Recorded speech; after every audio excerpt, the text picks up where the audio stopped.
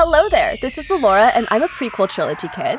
And this is Dave, and I'm an original trilogy kid. I feel like I said that like I'm a cereal.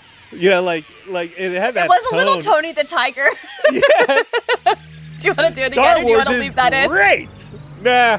And you're listening to What Does Star Wars Mean to You? The show where we talk to all kinds of fans of the franchise, from industry insiders to indie artists, from obsessive mythologists to mega collectors, all for one goal: to take the hate out of the debate by focusing on one fan at a time to find out, what does Star Wars mean to you? Plus, it's just fun to chat Star Wars. It is. Welcome to our Catina Chatter. Used to be our episode between episodes. We are now calling it our Catina Chatter.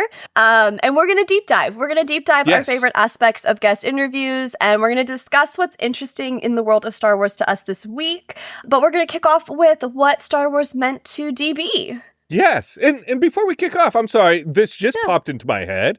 Go for it. Happy Revenge of the 5th Day. Revenge of the 5th. That's an official Star Wars day. You know, May the 4th was yesterday. May the 4th be with you. Yesterday, today's Revenge of the 5th. Revenge of the 5th. I like it. DB. Great guy. We love their podcast. Yeah, Hyperspace Heroes. And I like to joke that we have the full collection of the Hyperspace Heroes co-hosts interviews. We collected them all. We collected them all. Thank you. Brown Leader, Scruffy, and DB wrapped it up. And he was so, I don't know. I think earlier you said something like, it was just like sitting here talking to you. It was like sitting and just talking to a friend about Star Wars. And that was so fantastic. One of the things that he said that stood out to me, in a way I never had thought about it before, was Star Wars: A New Hope is the only film within the 9 film series that is a standalone film. That is just its own story, beginning, middle, and end. It doesn't necessarily need a sequel. Yeah. Thank God it got one. Otherwise, this would be a really short show. We would have just been 2 people that met at a birthday party once. We would have never. Exactly. Yeah, that idea really stood out to me. What about you? What did you pull from the conversation? Honestly, it was bigger. It was more just like bigger themes and feelings. Like I just, I really appreciated that and maybe this is because we've been guests on their show too, but I really just think it's the energy that DB brings to a group, to a conversation. Like he's he's your old friend. He's been your friend for decades. Yes. He's just excited to talk to you about Star Wars or anything. I feel like he's just warm. He's all about family. There's something about that energy that's really inviting. And I feel like, I don't know, I feel like our guests like come to us on the days I need them most. Like I kind of needed that. Yes. Yeah. Yes. I've been having some family stuff outside the pod, and I kind of just needed an all family guy that was like, yeah, let's talk about Star Wars. Let's just be cool for like, dorks for a little while. And I was like, yes, DB, let's. And then also how unapologetic he is about his collection. Yes, you're right. Collectors in general are like that, but he really was just like, yeah, I don't know why I have this, but I have it, and it's cool. Yes. It's an energy I can get behind. I love that his collection was so much like literally from his childhood. Like he held on to these things for so long, and not all of us have that opportunity or that ability. I know I've lost things and regained them through purchase. Like all my original figures, my AT-ATs, my Millennium Falcons, my Tatooine Catina, my Hoth Rebel base, all gone to the ravages of time. Oh, yeah. Everyone on this pod knows I was victim to the family garage sale. I like to twist that knife every time I can. Mom and Dad. It's true. It's true. Last week, DB mentioned that the Force was one of his top 3 elements that made Star Wars to him. And very rightly so, I think. But he then admitted that Andor didn't even mention the Force, yet Andor feels super Star Wars, which I also agree with him. Yeah. And which got us thinking, if the Force is a guiding hand for Force users, is it a guiding hand or does it have impact for non-Force users? Right. And so I think, like, we'll chat about it. We're gonna deep this. We're gonna chatter this. Yeah, we're gonna chatter the hell out of this. I guess first, like, what do we know about the Force? And Yoda says in Empire Strikes Back, which I think Empire Strikes Back is kind of like the central figure when it comes to defining the Force because it was the first. Yoda said, "For my ally is the Force, and a powerful ally it is.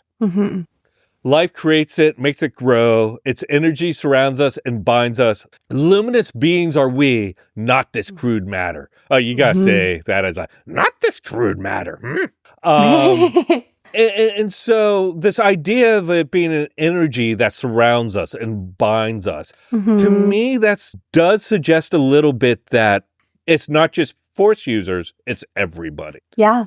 And I apologize. This is a little wrench in this is a little aside I just thought of. But I think a lot of the sequel trilogy talks about, it suggests that it's more about your family heritage. And I think the conversation around the sequel trilogy is more about family heritage and use of the Force than the idea that it's just surrounds us and binds us, that it's everywhere. I don't know where that stands in this whole discussion we kind of mapped out, but I do feel like it does deserve a little bit of at least a nod of existence. Yeah. I agree to an extent, but then you have characters like Finn. Yes, sensitive. I agree. You have the child at the end that like grabs the broom with the Force and is like, I don't know. So I feel like maybe stronger still with more of a familial line, but not untouchable by everybody else. I think that's a perfect way of saying that, and that's my belief. Like that is what, like, yes, it's stronger if you're a Skywalker. It could be stronger. There's more potential for it to be stronger if you're a Skywalker, but that doesn't mean or a Palpatine or a whatever. Or a Palpatine. Or a Yoda. But I was trying to think if Chewie had a last name, but I don't think so. Yeah, that's what I went through the whole. I was trying to get there. I was trying to think of a Qui-Gon Jinn. Yeah. But that's kind of like what I believe. I don't know. I think there are different beliefs out there, but as a baseline to our conversation, I think that's a good, like, this is where we think the Force sits. Well, and I think we both agree on that. And so for this episode of Cantina Chatter, I think it makes sense that that's where we decide to land. Yeah, exactly. But the Force and Andor, going back to does the Force have a hand in or impact on people's lives who are non-Force users? So we looked at Yoda's quote of the Force, but I think also to counter that within universe, Han in A New Hope says, "Kid, I've flown from one side." I have to say it like Harrison Ford, apparently. To. Otherwise, what are we doing here? Yeah, why are we even doing this? "Kid, I've flown from one side of this galaxy to the other. I've seen a lot of strange stuff, but I've never seen anything to make me believe there's one all-powerful Force controlling everything. There's no mystical energy field controls my destiny." So that kind of suggests that within this universe, the Force isn't seen by everybody. It's not experienced by everybody on a day-to-day basis. Even Luke, I don't think, really ever heard of it before Ben came along. No. I think you have to. I think you have to be more open to it. Yes. Or have some sort of metaphysical kind of relationship with your world or the galaxy in this case. Yes. And Han doesn't strike me as the kind of guy that does a lot of like deep metaphysical thinking. No. So it would make sense to me that he would just be like, "Oh, well, this worked out for us this time," and not necessarily see another driving force. Someone like Luke, he has his head's in the clouds. He's a dreamer. Yeah, he has bigger aspirations, and he feels really trapped. So why would you find hope in something other if you're feeling stuck? That's very true. Yeah, exactly. But oddly enough, Han in The Force Awakens says very famously, because it's in the trailer, I don't know if I can do this like old Han. It's true. The Force, the Jedi, all of it. It's all true. That's the worst Harrison Ford, but it was close. It was like Yoda met Harrison. It was Yoda Ford, 100%. Shot first, did I? That evolution, which within Han's thought process, as like from A New Hope, where he first encounters the Force or anything to do with the Force, to through his life of marrying a Force user, being best friends with a Force user, having a Force user as a son, is like, no, this shit's true, buddy. Yeah. And so this evolution of belief, I feel like, suggests that the Force has a hand in impacting non-Force users as well. Well, I think it's right there in what you just said, which is Force users versus non-Force users. It's impacting everybody, but who's using it? Yes. To their advantage. That's 100% true. Which takes us to Andor, where no one's using the Force. But it is driving some shit. But it is driving some shit. I think there's one use of the Force in Andor where kind of the medic on Yavin? Yeah, I think it's Yavin. Yeah. Yeah, the medic on Yavin helps heals Andor. Yeah, Cassian. And she's a soft Force user. She's not a Jedi. She's just someone who is kind of like Stable Boy bringing the broom towards him. That it's not a soft Force user. Other than that, no really real examples of use of the Force within Andor. But do we feel like there's evidence there that the Force has an impact on these characters? Yes. But we'll deep that, because yes is boring as an answer. Nope, show's over. Done. Show's over. Wrap it up. It's 80 degrees outside. Let's go enjoy the day. Exactly. I think what we've touched on with a lot of guests, and we're now finally like deeping, is that Star Wars Andor feels like classic Star Wars, and yet you don't see a lightsaber once. You don't see anybody move an object. You don't see anybody go, these are not the droids you're seeking, kind of like memory play, like, like mind games. And so Andor like strips away all of the Jedi-ness, right? And yet there's still so much of the Force present there, and it's unnamed, and it's more seen in like character choices. Instinct, I think, was like a big thing for me when I was putting thoughts on paper for this episode, was like how much of the characters are driven by like instinct, and how much of that is them being a soft Force user and not knowing what to name it, or not having recognized that.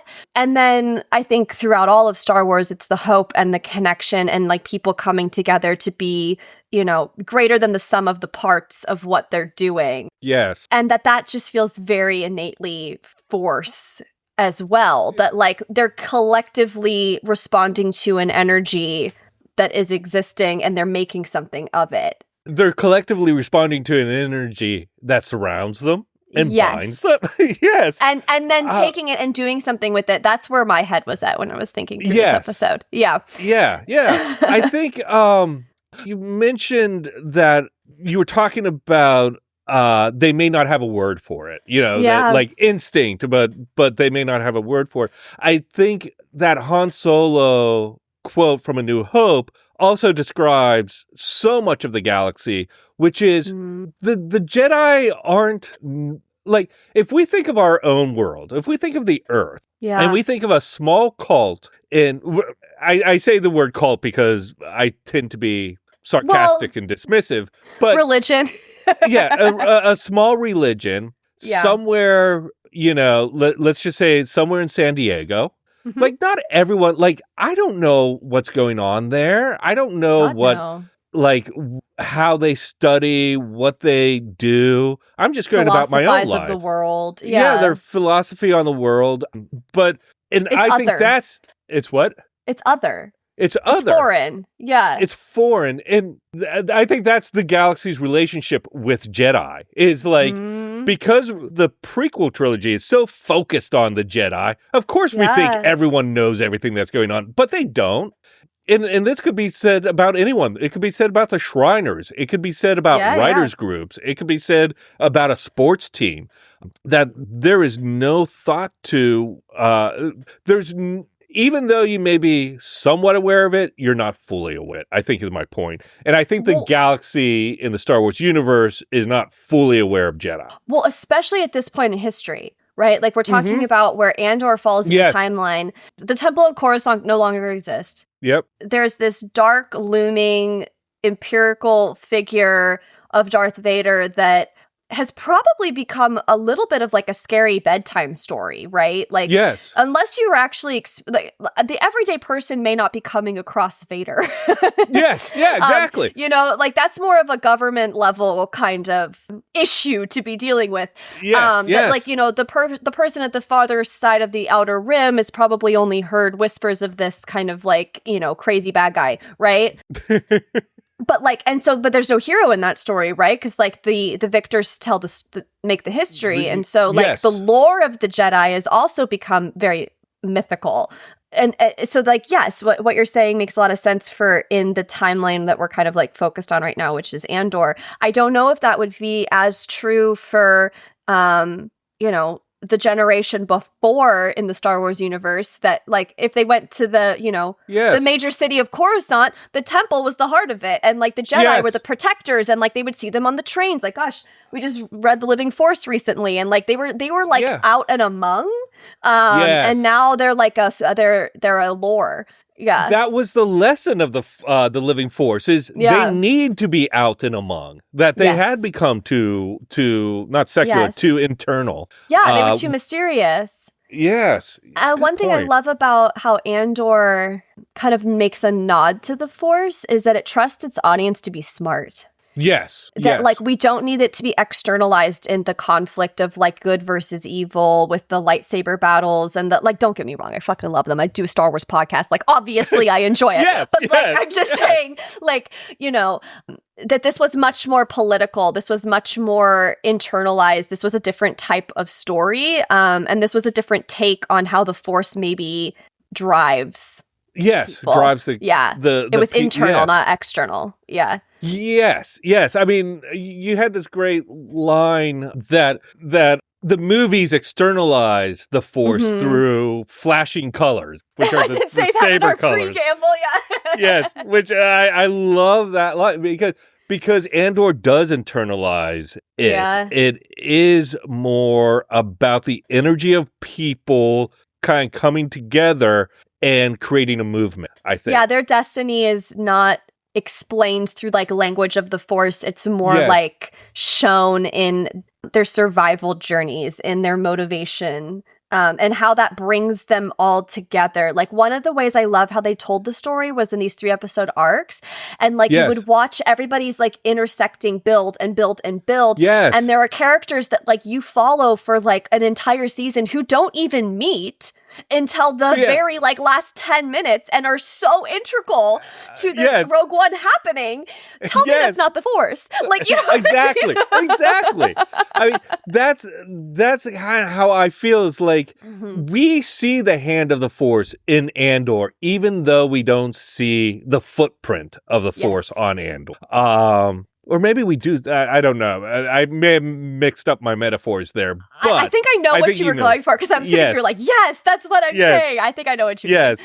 Yeah. And I think that's really interesting because when you look at, like, it all starts with Andor looking for his sister. Yeah.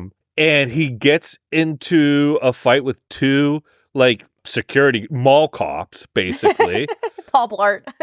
Yeah. I mean, we could even go backwards to say it all starts with Marva finding Andor. What a chance. What are the chances? And parallel to that, almost at the exact same time in history, Luthen is rescuing Clea. Yes. What are the freaking chances? And it's Cassian and Clea that end up pushing, the actual actions forward on some of this stuff much later on in the timeline. I mean, those two events start a chain reaction. Yes. That leads the whole galaxy to Leia putting the plans into R2-D2's dome head. Yeah. And all the little pieces that had to work together. So is that chaos? Is that just like, well, that's the luck of the draw? Or is that the Force, just as the Force had a hand in manipulating the creation, or let's say the prophecy of Anakin? Prophecy. With that question in mind, I was thinking a lot about like character motivation and like what motivates characters. And I'm going to come back to that because I think it's full circle. I think that when you have a character that so strongly acts on what motivates them, that in itself is like almost in servitude of like the Force. Yeah. Like that's moving the prophecies forward in some way, that like maybe the Force also kind of finds the right players based off of who's actually motivated to act on their needs. Or and Yes. Does that make sense? I think so. Because otherwise, what do you really have other than chaos and chance? If we're talking about in the world of Star Wars, there being a mythical entity that kind of drives balance and connects everything and is like, you know, living and breathing in its own right, in essence, right?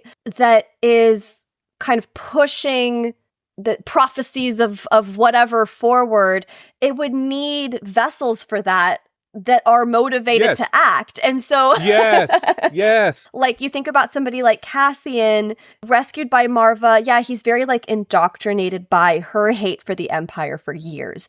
That in itself is very... Or just authority. Authority, yeah.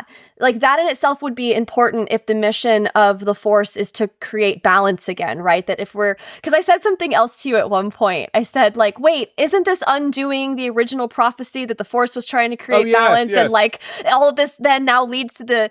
So if like... Because it's chance, if you want to look at it that way, or it's the Force working its magical ways. And I think this is where we're leaning, that, you know, that Padme and Qui-Gon even walk into that service shop and meet Anakin. Like, and so if this is the Force trying to create balance, then isn't it kind of connective tissue between Luthen and Marva and Clea and Mon Mothma and Cassian and like all of these kind of major players of the rebellion? Isn't that undoing it? And you said... And I thought this was really good. I said if you look at the prophecy as the balance of the Force isn't until Darth Vader is redeemed, until Anakin is redeemed at the end of Return of the Jedi, right? Then everything that Andor does from the very opening of looking for his sister, or even further back, Marva finding Andor and bringing him into her life, all leads up to that moment where Luke is, or forgives Anakin his says, dad. Yeah. Luke forgives Vader and removes his mask, and so that is like, you trace that redemption back. There's a direct line to Marva finding Andor. And Luthen finding Clea. I actually think those are very importantly parallel. Yes, I think you're right too. I absolutely think you're right. Because I just tend to forget that. No. I'm sorry to like all of the Star Wars universe. Cassian is the name of the show, and he is so important to Rogue One happening. But let's be freaking real. Clea? Yes.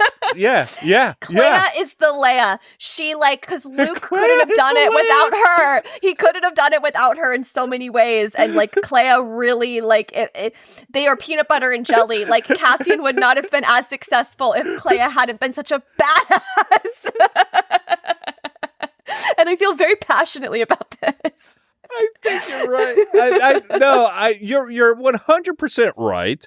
And also, I feel like we've proved our point, right? That this does show the existence of the Force within Andor, or the hints of. I always say the Force having a hand in events of the galaxy. And that's how Andor feels like Star Wars, is because even though it's not there, like you said, it's not there externally, it's there internally. Yeah, and you look at all of the examples of things that were going wrong and then went right. And it's kind of hard to deny, right? Like, you have the riot on Ferrix. A lot went wrong, but a lot also formed in that, you know. The prisoners coordinating their escape, a lot of that was due to Cassian, you know, being like, we gotta get the hell out of here, you guys. Like, you're not paying attention. But, you know, who placed him there on that rig with those, you know, key players who would ultimately, a lot of those same players die on the battlefield of Scarif. Yes. Yeah. Like they're motivated, they follow him, and they, you know, they find purpose in that. It suggests there's an energy, and whether that energy motivates the group or the group creates the energy, there is an energy there that is binding them, that surrounds them, and that energy helps them be successful. And I think that's where the Force is within Andor. The Force in Andor, and this might be a controversial take, but the Force in Andor feels so much bigger to me than in any Star Wars movie. It feels so much more innate and intrinsic to, like, the fabric of the Star Wars universe. That, like, everything that had to work perfectly, all the characters that, you know, had to act on their needs or their feelings or the things that even when they scared them or were a danger to them, you know, for something bigger than themselves, and like how all of those elements like dominoed, and how at times you were convinced that they wouldn't, even though you know the ending. Like, you know what's coming. They did such a good job of building the tension up where you were like, is this going to work? Or is it going to have to go another direction? And like, sometimes that was true.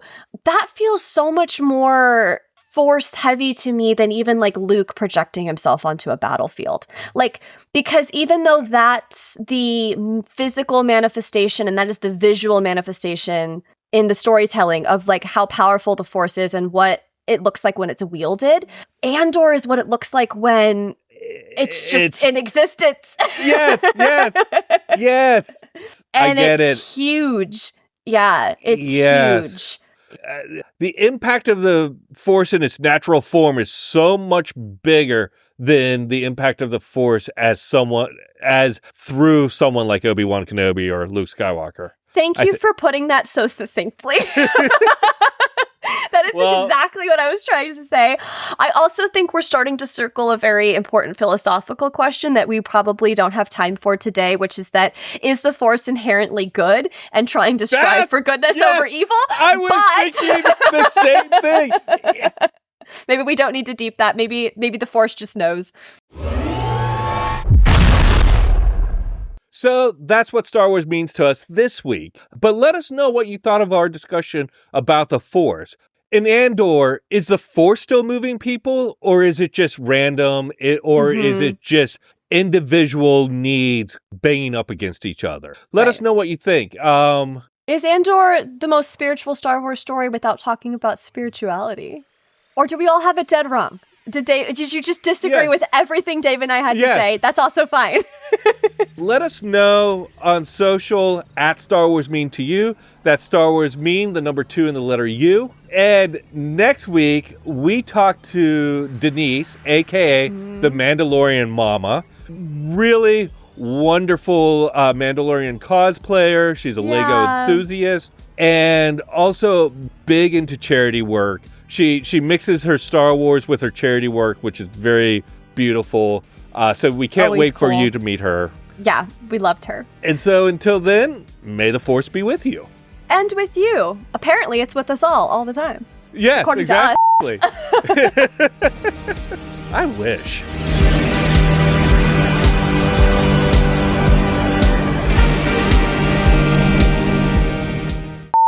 Oh, God, I would feel so much better if, like, we actually had... Oh, I would dive into the Jedi... I would dive into the Jedi mythology so fast if it were actually real. Like, I would be in the cult of the Jedi so quick. So quick. Not even batting an eyelash. Yeah. That's the secret scene.